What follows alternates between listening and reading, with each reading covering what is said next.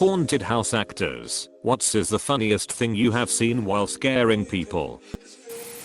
I was a talking head on a table. A group of 5 people led by a girl comes into my room, and when they get close to me, I say hello fairly nonchalantly. The girl in front screams and falls backwards with a domino effect, taking everyone else in her group with her. That's some Hanna-Barbera shit right there. Huh. Always thought it was Hannah Banana. I volunteered at one for a few years in high school. The best thing that happened was that I saw a girl from grad school going through the room. She obviously couldn't recognize me, so as she passed I whispered her name. She got a huge fright, and the next day she asked on Facebook who was working in the haunted house. I never told her who it was. Sorry, Jenna. I worked the last couple years volunteering at a haunted barn. Last year I was a nurse in charge of the insane asylum room. I wore scrubs and had my hair in weird pigtails. Lots of white makeup with dark circles under my eyes. I stood right where people walked in, and I just stood still. No blinking, no head turning.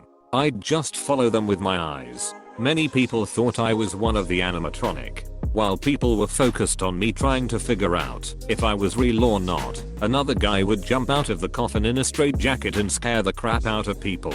One night he scared a girl so bad she fell in the coffin with him and had her crotch in his face. He couldn't get her out because he was in a straitjacket, so I had to go help lift her out, but I was laughing so hard it took longer than it should have. One of the other nights a group of guys came through and assumed I was an animatronic, and he grabbed my bob. I just asked him if he was into ducking dead people. He felt so bad when he figured out I was real. It scared the shit out of him though. Grabbed my bob priorites, I see, but what did he expect? Sandbags or a ducking mannequin?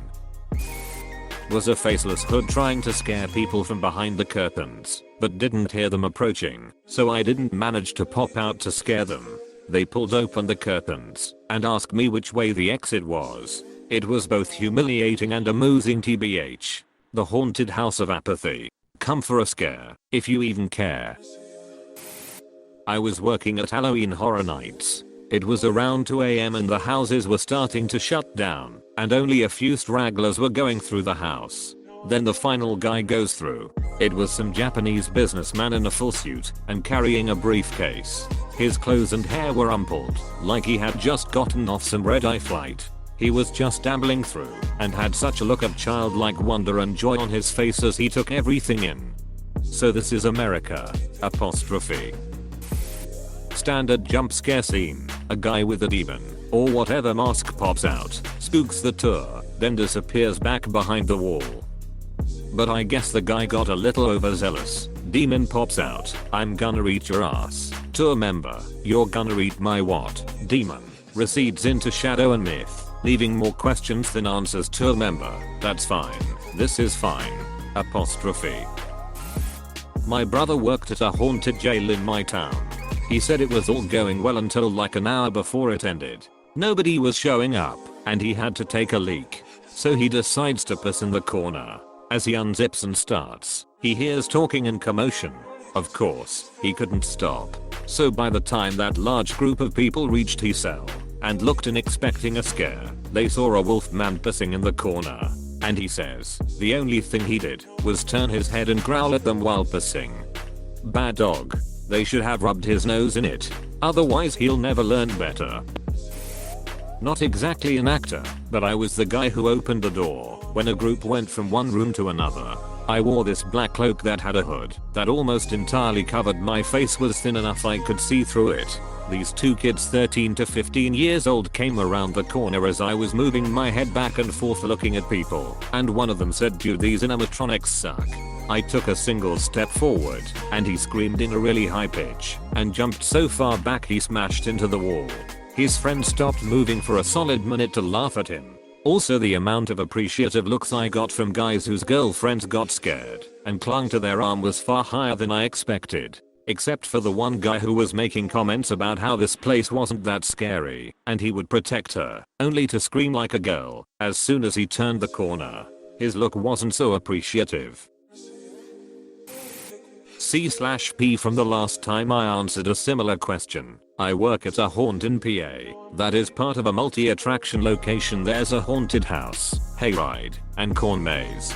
I work the house and we are generally the crowd favorite. Last year, my job was to sit in a shed where the exterior had been modified to look like a small mausoleum in the graveyard portion of the haunt.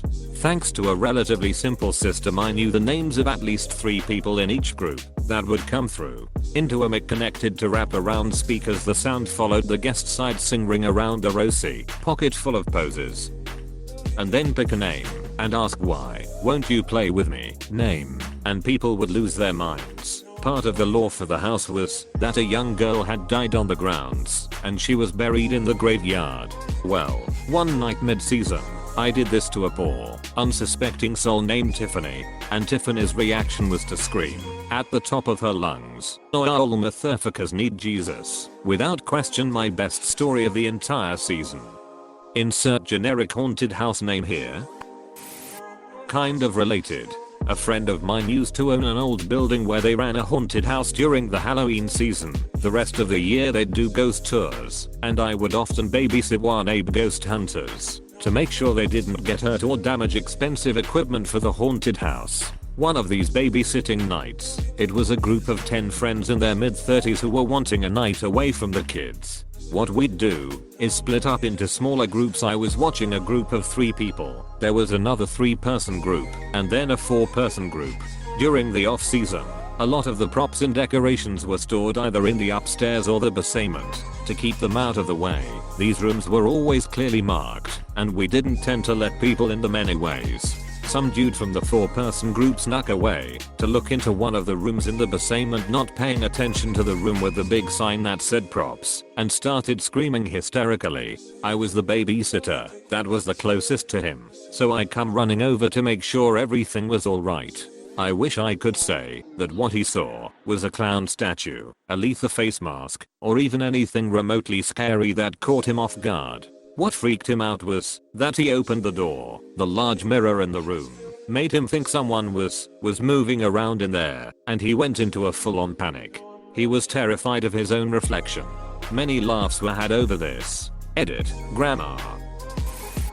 We had a guy who would chase after you with a chainsaw chain, removed after you left the house. You know, just run after you a few steps when you came out the door. Well, one time these 2 girls came out, and I swear to God, one of the girls just had like an extreme panic response, and I guess her body chose fight over flight. She literally chased the guy down while he was yelling, "I'm just kidding. It's just a joke," and she kicked him in the balls so hard he vomited. She apologized and said she just freaked out. That's awful, but metal F. If she didn't realize there was no chain, that chick just chased down a guy with a chainsaw unarmed. Like damn, you go girl. You'd kick Leatherface's ass and his balls. I was a scarictor for a local maze back in high school. People would go in groups, and I was right near the beginning. I was dressed in all black and had long fingers with claws and a burlap sack mask over my head. Right before me, however, were a group of killer clowns. My job was to crawl out of a ditch onto the path right after the clown scene. This one girl comes in with her group of friends and is immediately freaking out at the clowns. Refused to go through. After much coaxing, she finally decided to do the rest of the maze. Well, during her freaking out, I had crawled out from my ditch and ended up in the middle of the path right in front of her. After they finally convince her to go through, she looks up and makes eye contact with me. With my long claw hand, I slowly make the come here motion. She immediately screams "oh hell no" and storms out. Didn't see her again for the rest of the night. My friend and I worked in a room as crazed mechanics who were operating power tools on a dead woman. We used air compressed drills and acted out drilling into this dead woman, ripping her head off and such. Now, like most places, there's a no touching rule. However, the attachment bit to these drills are just cylinders, so we could run them along surfaces to make metal grinding noises / scare people. The wooden floor would vibrate violently if the drills were used on them. Well, we had a group of teenage girls come in that were so scared of these drills and that we were going to kill them that they ran into the corner of our room, climbed a shelf, and stayed up there in pure panic. We couldn't get them down for about 10 minutes and had to act out the scene a few more times because other groups were sent in.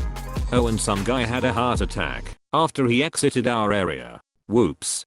Haunted houses are not meant for the faint of heart.